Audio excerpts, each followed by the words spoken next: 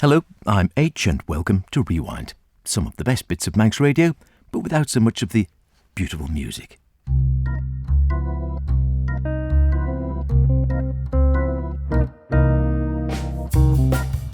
This evening, as this is almost certainly the last Rewind of the year, unless someone else goes down with the lurgy over Christmas, we'll look back a little further than the traditional month's worth of broadcasting and hear a little sample of Manx Radio's wide and wonderful output celebrating all aspects of life here on the island. From a chat with the sole remaining BG, Sir Barry Gibb, to a group of young Manx folk musicians playing at the Albert Hall and the 80th anniversary of the end of World War II, to the seemingly ever-growing popularity of sea swimming. Not forgetting the most popular topic of all on the Isle of Man, the weather.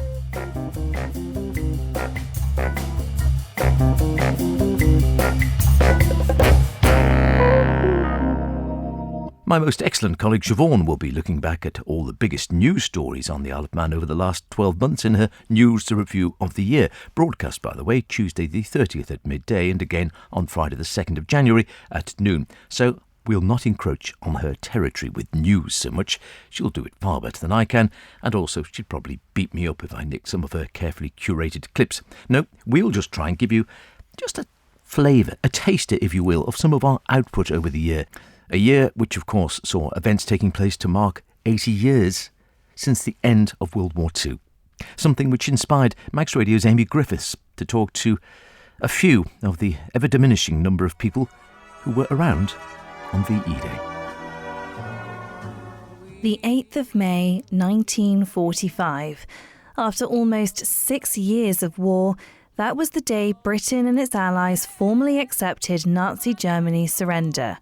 At 3 o'clock in the afternoon, the then Prime Minister Winston Churchill announced World War II in Europe had come to an end. Hostilities will end officially at 1 minute after midnight tonight, Tuesday, the 8th of May. We may allow ourselves a brief period of rejoicing. Today is Victory in Europe Day. Advance Britannia. Long live the cause of freedom. God save the King. Of course, it wasn't the total end of the war. That came in August after victory in Japan Day. However, it was a huge milestone and a massive step towards peace with the end of Hitler's regime. And at Churchill's request, the country took to the streets to celebrate. I've been to Grovemount Residential Home in Ramsey to meet some of those who took part in those celebrations. My name's John. John, hi, lovely to meet you. What do you remember about VE Day? Do you remember it? Oh, yes. Well, I was 15. Oh, wow, God. Yeah. You're telling me you're 95? Yeah. Oh, well, I was in Pudsey then. And, of course, everybody was out dancing and messing about, you know, like they do. Because was there just a real massive sense of relief that it was finally over? Oh, yeah. What's the kind of one thing that really stands out for you?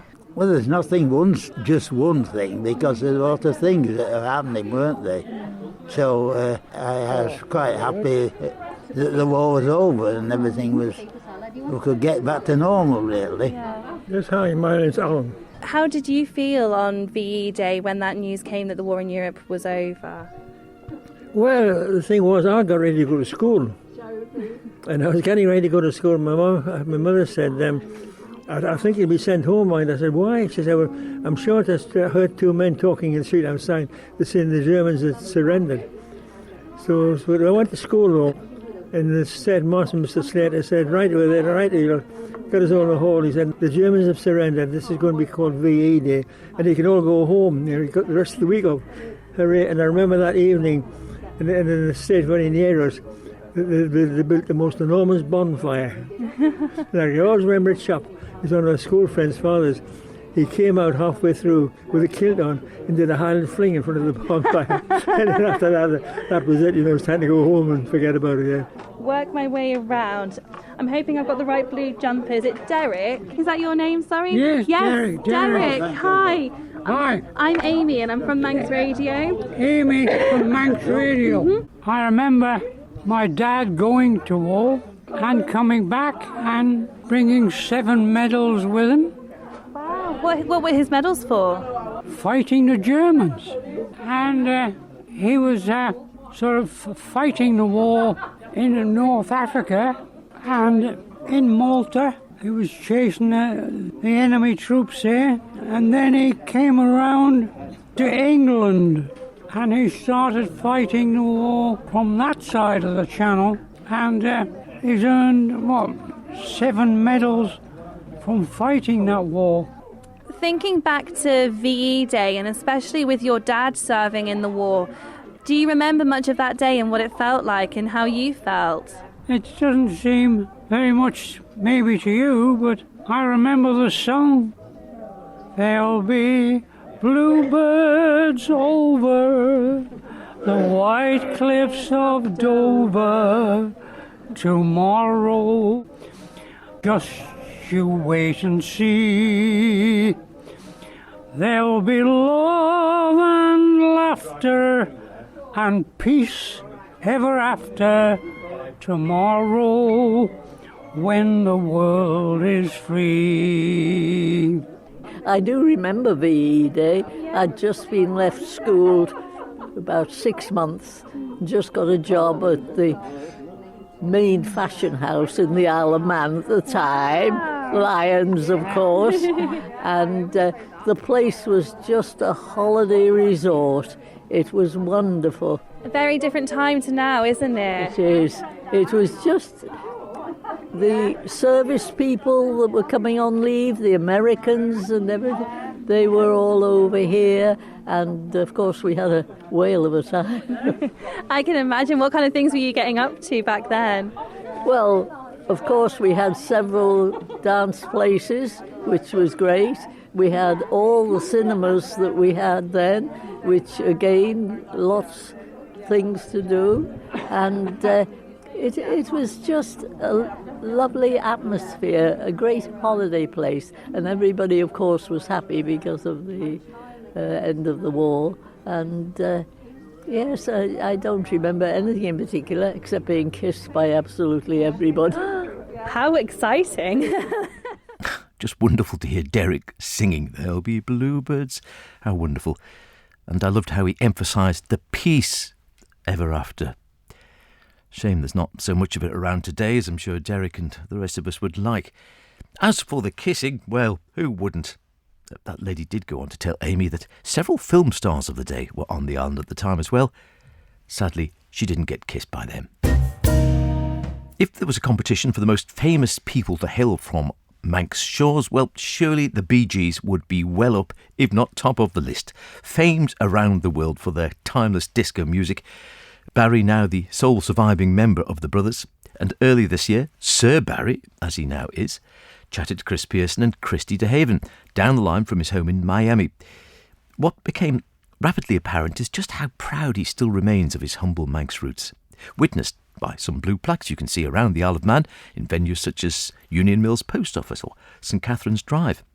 Well, Chris Pearson asked him if one of the more unusual stories about their youthful years on the island was true. Spoiler alert, it was. There's a story I heard, Barry, and you can tell me whether it's true or not, that when you and your brothers were out one day, you found a baby in a box floating down a stream. Correct. Is it that true? That is correct. Yes. Did you ever find out any more about it, or who it was, or anything? I tried. But we were standing at the side of the river in Spring Valley, and this box came floating down the river, and inside the box was a baby crying. So we picked the box out of the river. We took the baby in the box to a local house. It wasn't our house. It was another house. They took the baby from us, and we never heard anything more about it. Wouldn't it be incredible if all these years later somebody listening to this now picks up and says, that. Either that's me or it was my mum, whatever. If that's you, get in contact with us here at Manx Radio. We'd love to hear. I'm the guy you dragged out the river. Thank you. Do you know what I have to say? It's so funny because obviously being Manx and from the Isle of Man, these stories, you know, I can relate to them. But when you moved to Oz first and then, of course, to the States, what do people make of it when you talked about this crazy little island? Because we've just talked about fairies and superstitions and... I never talked about it in that light. I always said, you know, we come from a place that's extremely spiritual, very ancient, and that was something we were proud of, very proud of. And it didn't matter where we go in the world, I'm a Manx man, and that's the end of it.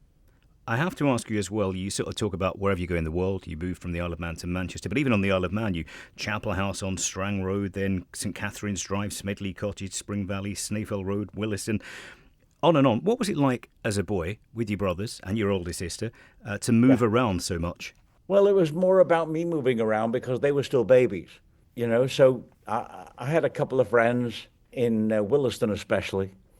We watched what they were building on the hill opposite Williston. I think it was supposed to be a school, but I'll never know. But we watched them building it. And bonfire night was the big night. Williston was fantastic. But it was all council houses, you know. Mm-hmm. And before that, I think my favourite spot would have been Spring Valley.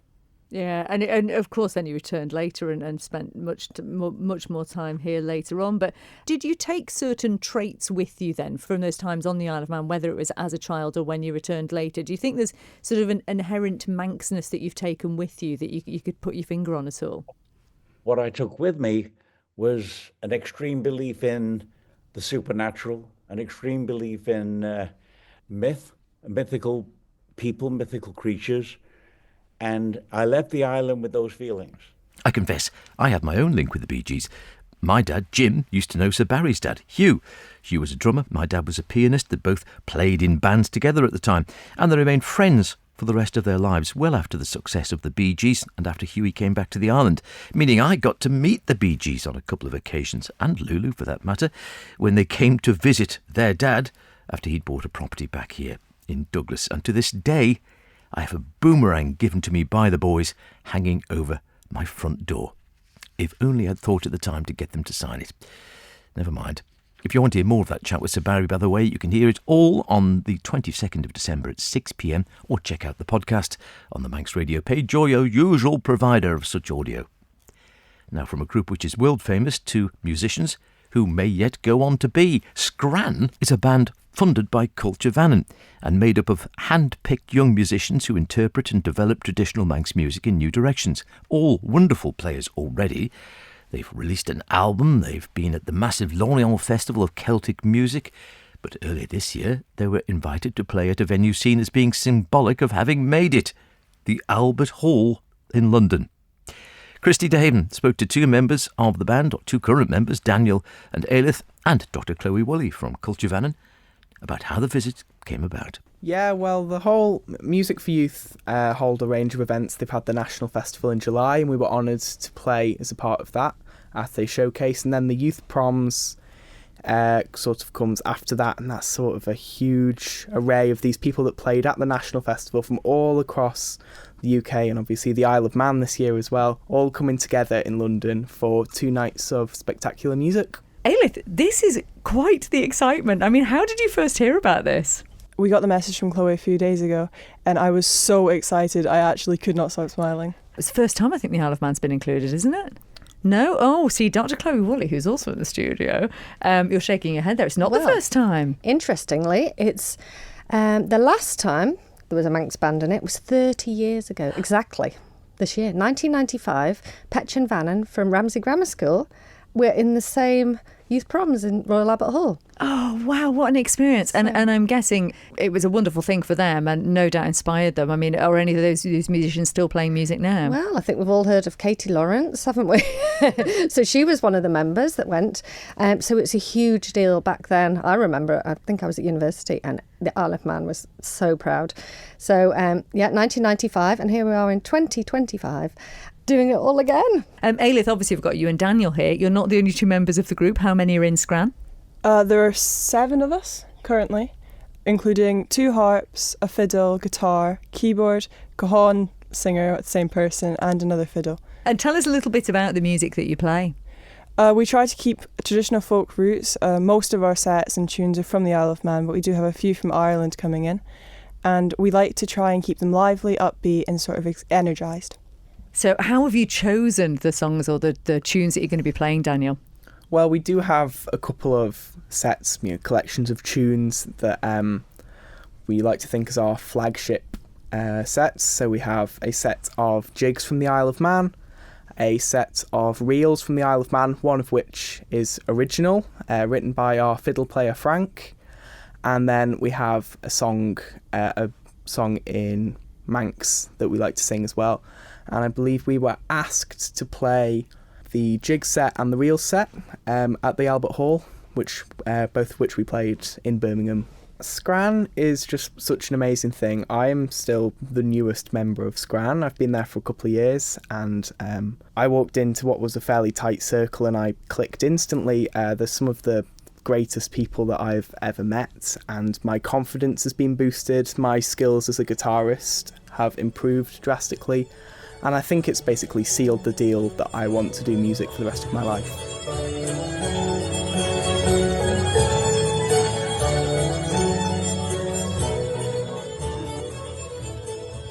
How'd you get to the Albert Hall? Practice, as the old saying used to go.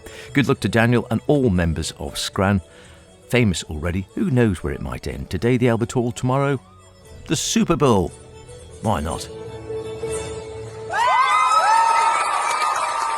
Something which is almost as famous on the Isle of Man as Scran, though rarely as tuneful, is, of course, the weather. There can scarcely be a day in winter when there isn't some sort of warning about the weather. Wind and rain, the usual culprits, though snow, ice, flooding, coastal overtopping, also on the list. Usually the warnings are yellow, which is seemingly just a way of getting people to pay more attention to the fact that it is going to be wet and windy or high tides or whatever. Or amber, which means you really ought to be aware of the weather because it could be causing you problems and possible damage to a bit of property. But earlier this month we had a rare red warning, which means there's a chance of a possible risk to life. This was for coastal overtopping, an issue which seems to be of increasing concern in recent years as climate change does seem unless you're one of the hardcore man-in-line non-believers, to be having an effect on global weather patterns, which in this part of the world seems to translate as winters being milder but much wetter and windier. So what are we doing about it? A question political correspondent Phil Gaughan put to Infrastructure Minister Michelle Haywood. In terms of the red weather warning, this was particularly in relation to coastal overtopping. In Castletown, there's at least some good flood defences there, but other parts of the island which have harbours which are quite low and susceptible to this, did they escape? As far as I know at the moment, yeah. So you're right, Castletown was nicely, safely protected by the flood defence there.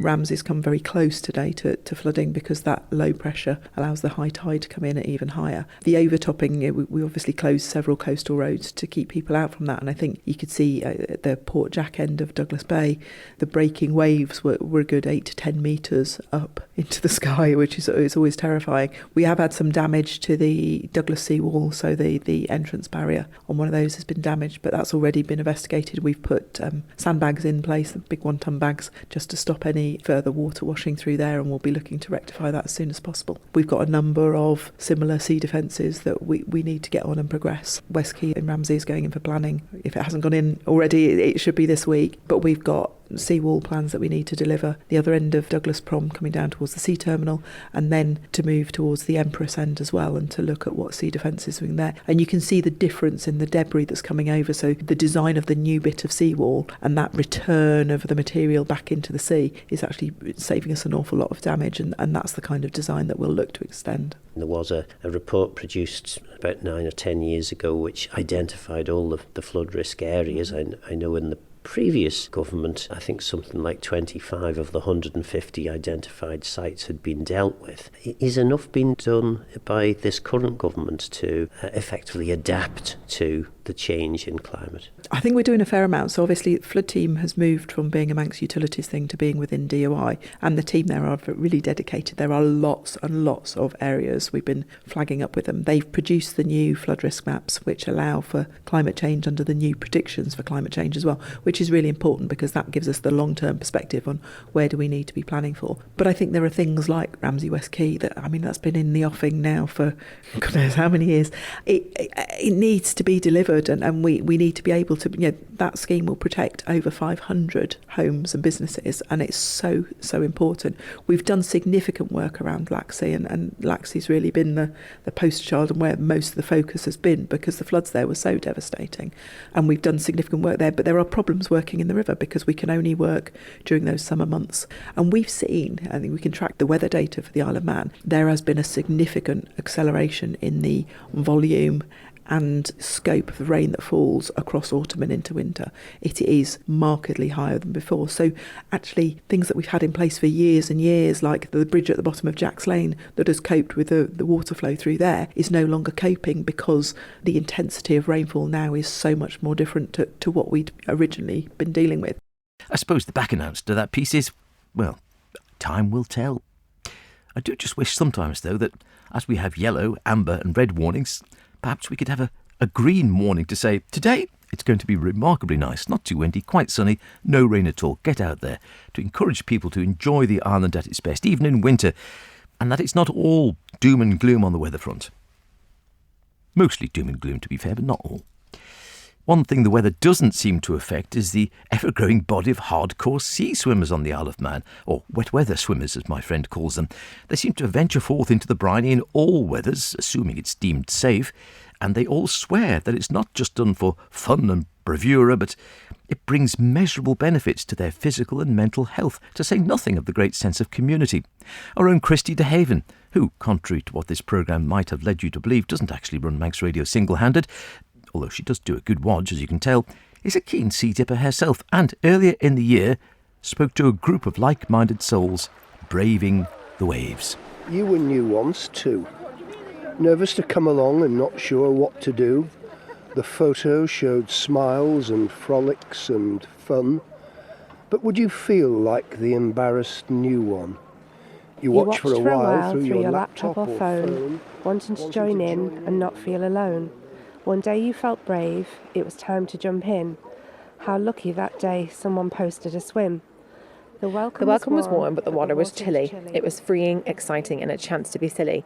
You loved it, it was bracing, but oh, what a laugh. Getting dressed was a mission. Quick, home for a bath. Thank goodness that someone shared their swim on that day. Or maybe you'd still be watching from a distance away. Now that you're settled, please post a swim or two, and remember that you were new once too. I'm Sue Collier. Lovely to meet you, Sue. Now, how long have you been jumping in the sea for? A year last July. Yeah, I'd started really because my friend Midge used to swim in the sea. She was a real water baby, and unfortunately she passed away. And so every time I go in the sea, I think of her. Oh. And yeah, it's exhilarating, and it really is great. And lovely group of ladies here this morning. So is there always a group this size? Yeah, it can be 15, 20, yeah, it can be 2, 3, it's great. Yeah, we just all love it. Hi, I'm Joanne. And Joanne, how long have you been doing this for? About 5 weeks. So you're quite new to this. How are you finding it? Yes, great, really good, really good. And I'm glad I started at this time of year, straight in the cold. Great group of women here and a few men. I do once a week, nothing dramatic.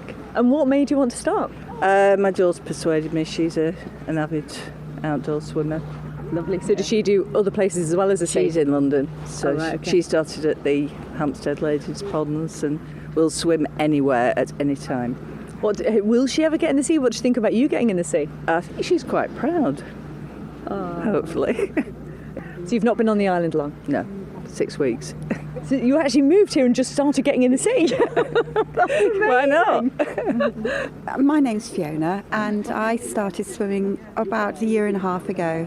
A friend said, "Oh, come in the sea," and I was like, "Ooh, I don't know. It's going to be absolutely freezing." And I've been here for a very long time, and I still haven't gone in the sea. Anyway, I did, and absolutely loved it. And ever since then, I've been addicted, really. And every opportunity I get, I'm in. We also do social things together, and it's just become like a extended family, really, and it's been really lovely. To my shame, I haven't been in the sea for over a year. Well, not fully in anyway. I am what I call a wild paddler. I just go up to my knees at any time of year. Seems quite cold enough to me and ensures the family jewels don't become frozen assets. You can hear all of that programme about sea dipping again at 6 p.m, 22nd of December. Check it out. Podcast available as ever. You know, that's about it for now, so it just remains for me to wish you a very... What? You want to hear some of the bits? Yeah, well, yes, all right. Sometimes things do go wrong over the year for various reasons. Technical issues, bad luck, failure to link brain and mouth. Now that I think about it, there is a programme dedicated to just that topic, the Best of Manx Radio's Bloopers 2025, which you can hear on Monday the 22nd of December at midday, presented by, oh yes, me. Knew it was good. However, seeing as you asked, here's just a flavour of the best of the worst. Thanks for listening, and assuming we carry on making programmes, I dare say there will be another rewind or two in 2026. Have a lovely Christmas in the meantime, won't you? Cheerio. We'll start with a news round head-up. Oh, something like that, Siobhan. Just the news headlines, maybe. Do we really need billionaires? Do we really need them? I must declare an interest here, Robert. I must tell you something. I am not a billionaire. Right. So okay. I'd be safe if we don't need Why don't you think we need billionaires, by the way? But do you like omelets? Flight AI-171 was heading for Gatwick from Ahmedabad. The Great North Air Ambulance Service, which covers the North East, Cumbria and the Isle of Man, has launched an urgent appeal to fund a virtual third helicopter. A vital third helicopter. Manx Radio. One listener's been on to say, wow, the noise from Chanel's back door sounds terrifying. The star is known for films including Butch Cassidy and the Sundance Kid and The Sting, plus Avengers, and more recently, Netflix's Our Souls at Night.